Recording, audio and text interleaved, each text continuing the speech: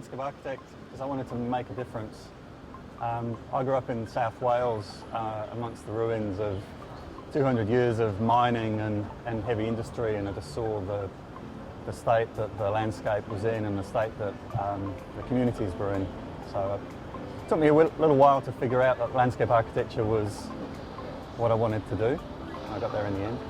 I think the main role of a landscape architect is to be a connector, connecting between people and places. It's a really integrative discipline, so I think all of that comes with needing to communicate, to be able to listen and to join things up. You need to be a communicator. I think all landscape architects are passionate about the land, and we want to protect and enhance and restore it. And I think the role of a landscape architect is really to integrate the community and design thinking to search for the hidden potential that every place has. When I start a new project, first thing to do really is to get to know the place, to physically be there, to engage all your senses, and then really to think deeply about why the project exists. So to ask yourself, what is the real challenge, what is the real problem here? I'm a designer that believes in the design process, and the design process it's messy, it's non-linear, and I think to do the best design involves really embracing that blurriness and ambiguity. The project I'm most proud of and why would be the Eastern Porirua Regeneration project.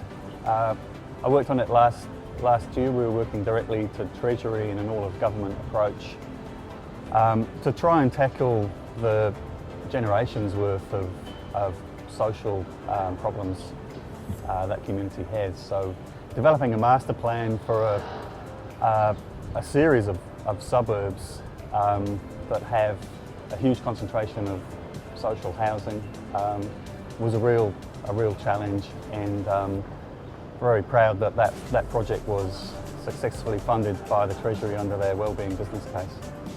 I think for me, one of the places that's most inspired me recently has been the city of Tokyo, how so many people can live in such density and yet it feels so human.